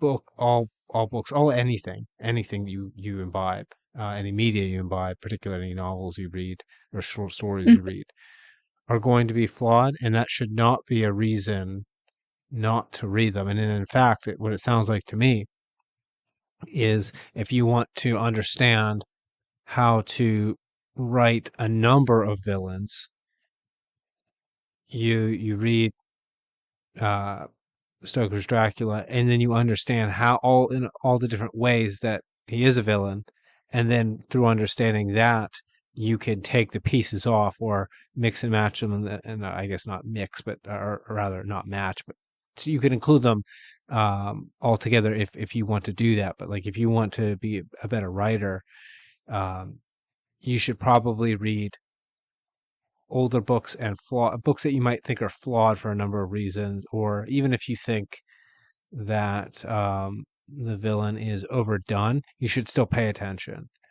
because the level of depth there, um, like I said, for me, for someone who does literary analysis, and um, particularly now that I'm editing, you have to think in this way to help other authors, you know, get the most out of the writing.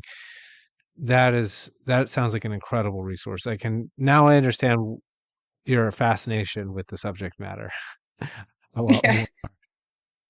yeah, it is interesting, and also to kind of also pull back and understand sort of Stoker's position and his friends and the culture of the time. And there's a reason why also Dracula, when it was released, it hit so very hard.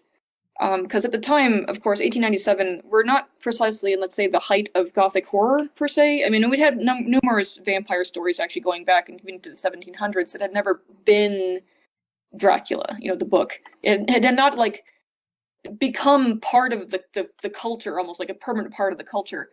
Like no one cares about Dumas' book on freaking vampires. I forget even the name of it. It's a little short story, but no one cares about that. No one even really reads Carmilla, although unless you're a weirdo like me. Um, the other thing that Stoker did, I think, that was very. It was an interesting take is because the structure of the novel is that you're reading like newspaper clippings and people's journals and all kinds of stuff to kind of get it. So it's you're always stuck very deeply inside somebody's personal experience and what they're seeing at the time and what they're able to report. So in that sense, he's appealing to the 19th century. We're all scientists and this is all reality and only empiricism and all these other things. And then having people in a sort of empiric way presenting this fantastical, but there's also this monster, let's say from the old world, right? But it's here among us and it's here now, and I've talked to it and I've seen it and I've touched it, and I'm presenting this to you now, and that also, I think, shook readers at the time because there wasn't. Previous stories have been kind of, sort of even in Gothic stories of, well, there's this, mansion up in a mountain somewhere with this, family you've never heard of with a weird secret, but it's not tangibly real, right? In the way that Stoker was attempting to make it. Like when I say he has like fake newspaper clippings, he actually writes up like fake articles and says, okay, so this is a newspaper written about, Lucy as a vampire preying on children, and you're seeing through the eyes of the Victorians writing about this, and this is also how you know how big of a threat Dracula is. The Victorians writing about this have no way of understanding what they're looking at. They're like, there's some sort of weird lady who's picking up children. That's odd. That's probably not good. But they don't see the deeper underlying threat beneath it, or understand exactly even like why Lucy is doing this, or have any way of deducing that. So you get sort of the culture's own prejudices in some sense reflected back at it and saying this is how vulnerable you actually are, because you're unable to perceive a threat, right? A threat this powerful. And so I think that actually ended up really getting under the Victorians' skins, and then it kind of horrified them so much. As part of the reason why I think it did become such a part of the culture and why it's steeped in. And we have obviously mostly Flanderized versions of the character of Dracula, because like people look at it now, they're like, oh yeah, big vampire man, la la la, without thinking about it, because no one reads the books anymore. And a lot of people, when they read it, of course, it is structurally kind of a mess, because you have, this person's journal and these newspaper clippings and this other thing over here and this one sea captain and this, Mina Harker, who's like compiling everybody's, narratives together and like creating her own sort of, all right, this is the summary of what's happened so far for, in case I need this for documentation later. And that can be a little frustrating to read and not what people are used to. Also, there's not a lot of action, because there isn't. It's mostly cat and mouse between the characters and society at large and Dracula. Because, for better or for worse, except for the Texan, they're always like, well, we can't just like storm into the freaking mansion during the day. We'll get caught by the police. We need to go at night when, Dracula's awake. I'm going, okay, yeah, I mean, that's a plan. You could do that. That's good. Whatever. Sorry, there are definitely things, if you just read Dracula without trying to understand what it's telling you, like on the surface, it is actually kind of a hilarious book. You're like, what is anyone doing? This is so funny. And you have to think, I think, understand the culture in which it existed and what the author is trying to tell you before you really get the horror of it. So Yeah, I get that a bit with Lovecraft, because very few of his stories ever, frightened me. Shadows over Innsmouth, there's a particular scene that actually did successfully instill a deep feeling of love fear that one. into me. But Hmm. but also the problem is I'm like a jaded modern atheist, and so like maybe if I was early 20th century Christian reading Lovecraft, there might be some eerie ideas, right? Like that would really bother me.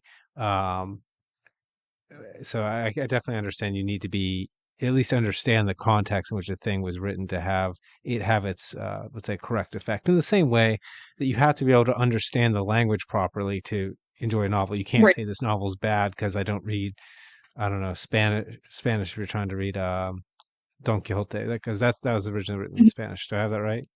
I want to get that Right. wrong on the Yes. air. That'd be embarrassing. Okay, just to make sure, I was like, that definitely does not sound French. It's definitely Spanish.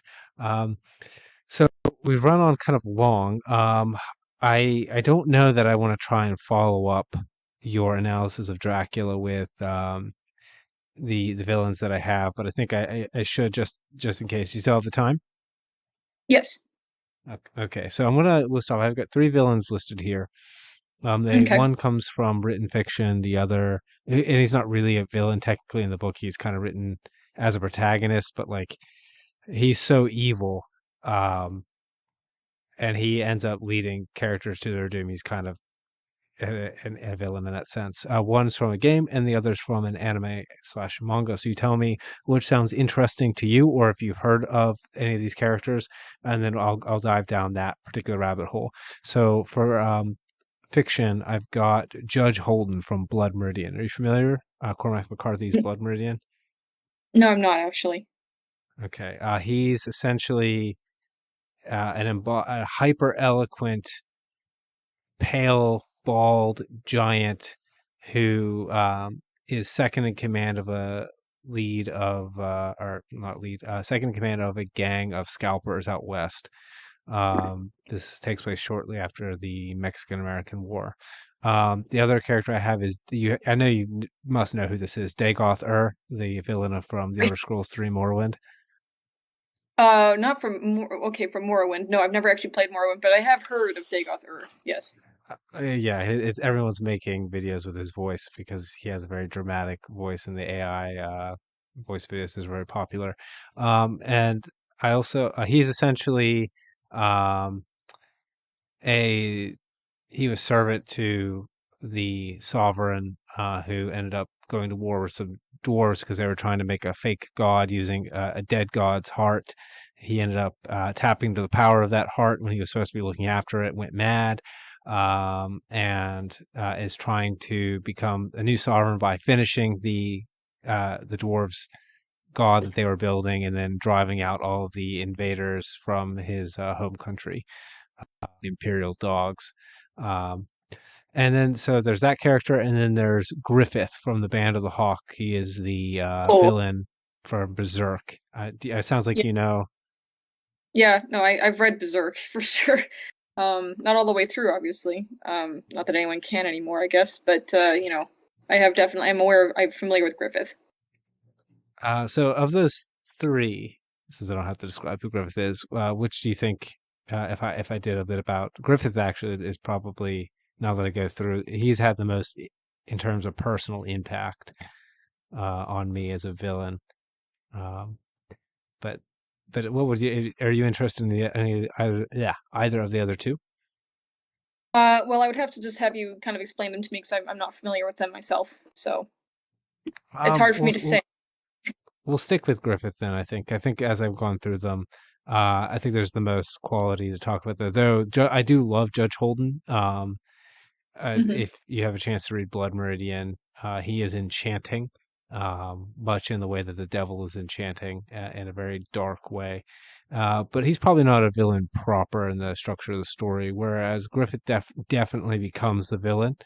Um, Hmm. but why, if I were to analyze Griffith, what I think made him a compelling villain is that for me in particular, so this is a bit of context, um, the at the point at which I had watched slash read Berserk, I was in my early 20s, and it Hmm. coincided with a kind of what a Union might call an elevation of consciousness, which everything in Union psychology is named horribly to make it hyper vulnerable to hijacking by woo merchants and wokeites, which I hate. But all he really meant by elevation of consciousness is that you become more self conscious, you become more conscious of yourself and traits about yourself that you probably weren't paying attention to before. Um, Hmm. and so Griffith is really the embodiment of ambition, right? He, in a sense, becomes that kind of tyrannical villain that we mentioned before. And Hmm. what enchanted me, though, was this idea of a dream.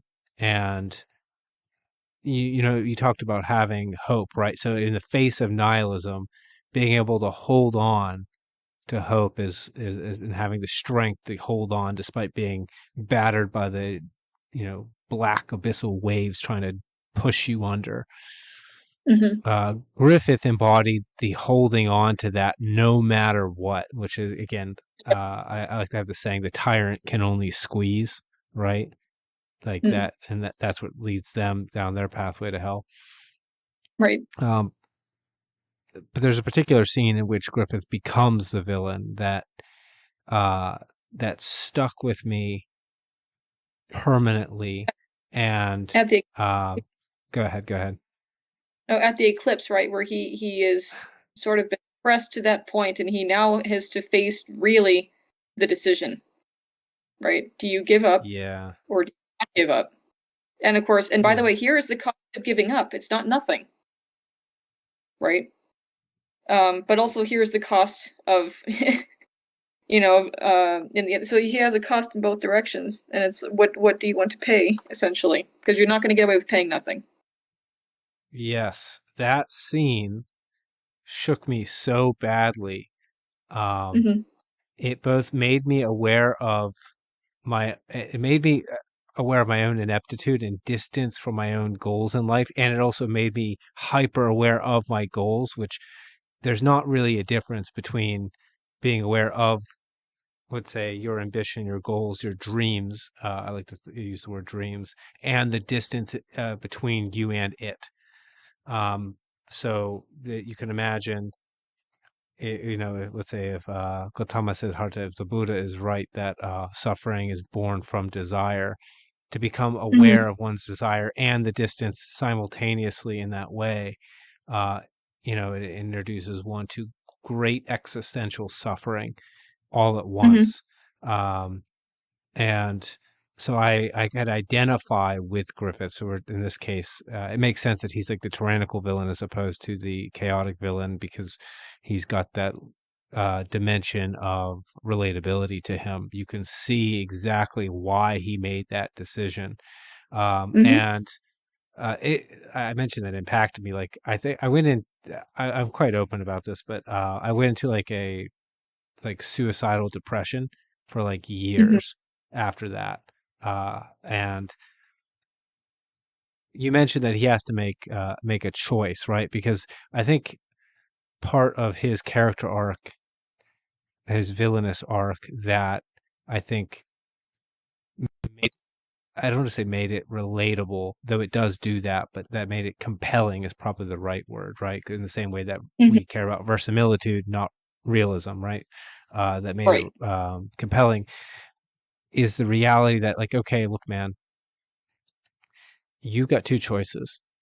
Your choices are you can kill all your friends, Hmm. betray them, either voluntarily embody this evil, and then you get to go one step further, or you don't do that, but every single person that died and suffered and was made miserable by your pursuit thus far, all of that and everything that you suffered, right? Yep. Like personally, and like Griffith did some he basically sold himself sexually to some like disgusting Oh, pedophile noble, right? Like, yep. so there are a lot of personal sacrifices as well as sacrifices of others, like that particular scene where he finds the little toy soldier in the road of corpses, Yep. right? It's like the realization that you as a human being do not get anywhere, like there is no unbesmirched path, right? That was part of the realization.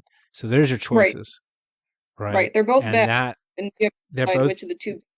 Yeah. yes. And so, you know, that.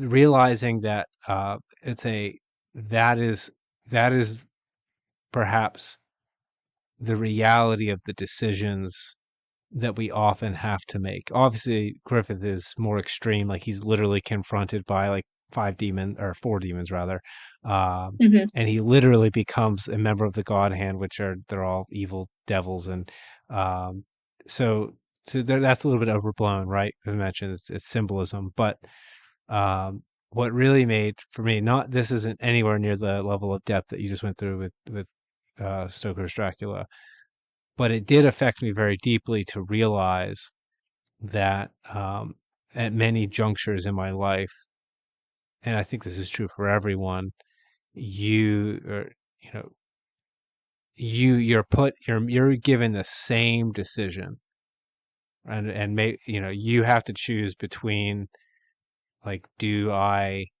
there is no like what is it? Jordan Peterson said this. There's no good place to stand in the middle of a massacre, right? Right. You're just trying to Eh, find the best of the bad places. yes, and um, that that really maybe that makes me a Griffith it definitely makes me a Griffith apologist, sort of, um, but that I know in terms of villains uh, affected me much more than the protagonist Guts. Like Guts, I appreciate more and more as I would say progress in life, but Hmm. at the outset, what compelled me was Griffith. What Hmm. was the fact was the opposition to the protagonist, and in a weird way. So this is kind of odd, right? In a weird way, I was compelled to say yes to the opposition, and why is that weird? Well, we talked about before what Hmm. evil really constitutes is anti-reality. It's the naysaying. It's saying no to being itself. Um, and perhaps we could say that one form, at the very least, of very compelling villain. You could have the multitude of archetypes put together. Though that's very difficult to do. I'm very impressed. If I Hmm. saw that anywhere, I'd be extremely impressed. That's why I want to read Dracula. But another way that you could write a very compelling villain is to write one that you have, in a sense, almost have to say yes to be saying yes that reality should be, right? Hmm. Even though you might still condemn the evil that comes forward after it, right? It's almost like saying, well, uh, this might be a little bit blasphemous, but like you might say, there is no such thing as a garden God could have made that didn't have the serpent in it, right? Like that, like for there to have been a garden, for whatever reason that we don't understand, the serpent had to be there. Because otherwise, what we're saying is that God was wrong for allowing the serpent to be in the garden. Well, there always had to be the choice, is my understanding. I could be wrong, but there always has to be the choice. Otherwise, you're an automaton, right? Or you could like a pet, if you want to put it that way. Um, I don't know. That could maybe I'm wrong about that. That's just my understanding. No, I think you're right. Right, like I think we're saying in a sense the same thing, right? Because for you to choose or to be able to choose, you have to have the choice. There has to be the temptation. There has to like if you know you have to accept that for that to be for you to be as a human being in this world, evil must exist. Or and then to reject let's say the existence of evil is to reject being itself, which is like the acceptance of an even greater evil, right? Because then that puts us on the path of denying all that is, and then we become villains ourselves. Sure, and we uh, become unable to even to stop or recognize evil, and then therefore evil flourishes, all that fun stuff. Although, actually, one thing I wanted to say, just really quick, because you mentioned, Buddhism also with respect to Griffith. I think, and you can let me know whether you think this makes sense. I think Griffith is actually sort of an anti-Buddha in some way, right? He does all the stuff of, at this point deciding to, cut all attachments, but except to the overarching ambition, like let's say the main attachment. But he does it in a cold, calculating, okay, kind of sense. Um, and that's actually a concept I've kind of only recently become kind of familiar with. It might be a very small trope in anime, because I came across another villain actually just last night that my friends and I were agreeing was sort of like that. Um, so I don't know if you think that that's an appropriate way of viewing Griffith or not. No, it is. That is, it's very typical of it. It very well might be describable as a trope in anime, but I think that is a product of East Asian culture. I actually Mm-hmm. had a conversation with someone more than a month ago now, but it was revelatory. There we go, to me about myself. I hadn't realized how much a lot of my East Asian influence, philosophical influence, changed my person, especially as I've gotten older and gotten more consciously interested in it rather than it being kind of a product of things that I was around. And that Mm-hmm. detachment is actually it's part of the deep philosophical tradition. Like it doesn't really matter what tradition it is, right? If it's Taoism, um, you detach in the sense that you accept being, right? In Buddhism, you you do that in a way that is more renunciant. Um, though I'll argue that classical Buddhism never existed on its own. Like Buddhism is always attached onto another religion. Like it was originally like the original Buddhists were also Hindus. Like Right. and then when it went over to China, it got attached onto Taoism and then made its way over to Japan, and then the Taoism, Confucianism, Buddhism jumped onto Shintoism as well. Like, so Yep. that's maybe you're familiar with that, but I would say that there is detachment, though. Um, and again, this might be the Nietzschean influence. I would say in terms of Griffith, he was very detached, cold, and calculating, except um, I think unconscious to Griffith is exactly how much he valued um, Guts, and actually Guts is the other way around, more into their particular characters. But I realized this at the scene with the fountain where Guts is at the bottom of the stairs and Griffith is telling Charlotte about how, well, I don't really consider them my friends because I only consider, my a friend to be an equal. At that Mm-hmm. point, neither Guts and perhaps Griffith realize that Guts is already an equal in Griffith's mind. And I realize that Right. because, Griffiths is like, or Guts is like, why don't you just order me to do it? And Griffith doesn't answer the question, right? And the Mm-hmm. reason he doesn't answer the question is because it would make conscious the fact that like it's because you'd say it's because you're my equal. That's why he says to him like, do you think I'm a bad person? And Mm-hmm. the reason why he asks Guts that is because like he actually cares what Guts thinks about him. Right. Um, So I don't know. That might be a bit of a ramble. There's a whole Nietzschean path I could go down, but we've gone on too long. Um, so I think, is there anything you particularly want to talk about before we wrap things up? Not I guess for the podcast. Uh, no, I think. All right. This has We're been gonna this has go on. been a no, no. I think 2 hours is pretty good. I've actually had a lot of fun. I Oh, didn't that's good. expect it. Well, yeah, I didn't expect to get this much into moral philosophy. But for those for those of you listening who came here for writing, I actually think this is really important. Like, if you don't understand this, like if you don't understand the moral philosophy, you cannot embody it in your fiction. What do you think of that Right. statement as like a No, send off statement?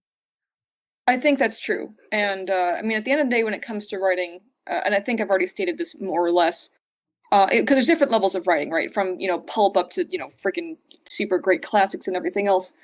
Um, it's I would argue it's never going to make your writing worse to try to look at the highest possible, sort of thing it could be, understanding it's the underlying principles to the best of your ability.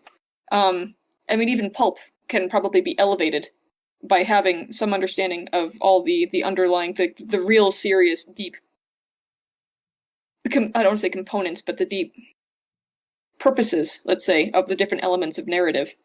Um, so if you're a writer and you're intimidated, like that's okay to be intimidated. Everyone is. But it's not going to make you worse, I don't think. Unless you don't know what you're talking about and you become pompous and you're like, oh, I have now, I can quote Nietzsche. Now I am qualified to talk about philosophy. Like maybe don't be that person. But aside from that, I agree. In fact, I would go further. I'd say it will make you better. To and also, don't be intimidated. What is it? Sunetomo said. I might have quoted this in the podcast last time, but I'm going to do it again. You know, mm-hmm. uh, do not suppose that you cannot attain what the masters attained. They were men, you are a man. And Mm-hmm. then it's or no, it's spiritless to assume that you can't. That's what he says. Yeah, to not attain. So basically, just don't be intimidated. Just do it. Like, what's the worst thing that's going to happen? Nothing. Just All right. So before we go, we will shill one more time. Again, if you enjoy this podcast and you have a topic that you'd like to recommend, get a hold of me via any avenue you know how. Easy way is on my website, wildilit.com/contact. Also, go there if you maybe want to be on the podcast. While you're there, check out my editing service, the Wild Isle Style Guide, where I will help you write much better than I just pronounced my own service. And also, while you're there, check out my novel, Wand Smoke Broken, weird fantasy fiction, American Western twist with kind of literary flair. Also, I'm coming out with some short stories not too long after the recording of this podcast, hopefully within a month or two or three. Depends when I can get all the cover art nice. together and such. Yeah, I'm excited about it. You've seen a bit of, yeah, I think, yeah, you saw a couple of videos. So, also, Amaya, go ahead and let everyone know about your novel, where they can get it, and where they can, keep up with your work and all that. Right. Well, my novel, it's available through most booksellers. And again, it can even be ordered from Barnes and Noble. There's two different, at least, places where you can get the hardcover. So, Goodreads, iTunes, Amazon, so on. It's called Dracula's Guest by Amaya Tenshi. The sequel, Dracula's Match, should be out early in June. I don't have the exact release date, but it should be early in. So I look forward to that. It's a series where, let's say the embodiment of modernity and encounters the embodiment of a form of tradition, I guess if you want to put it that way. But basically, a Seattle hipster ends up teaming up with Vlad the Impaler for fun adventures. Dubiously fun adventures is perhaps the way to put that. I don't know if you agree with that or not, but I do. I did enjoy Dracula's Guest, and I'm gonna enjoy reading Dracula's Match as well. All right. Well, thank you so much, Amaya, for coming on. Also, people can Usagi Tenshi if you're looking for Amaya on social media. I know that she is on Minds. Follow her work. Keep up with it. Definitely worthwhile. And this was a really, really great conversation. So, thank you all for listening, and I will see you all next time. Greetings, friends. Thank you for tuning in. If you're watching or listening between May 27th and June 26th of 2023, I have an important announcement. A Kickstarter campaign is currently underway to fund the covers for the upcoming Wand Smoke short story series, Tales from the Labyrinth. Please like, comment, and share this video or podcast to help spread the message as far as possible. And if you'd like to donate, click the Kickstarter link in the description to support the campaign. You'd be helping fund 5 book covers. That's 5 releases over the course of the year and 5 steps closer to bringing a dream into reality. Thank you so much, friends. I look forward to sharing these stories with you.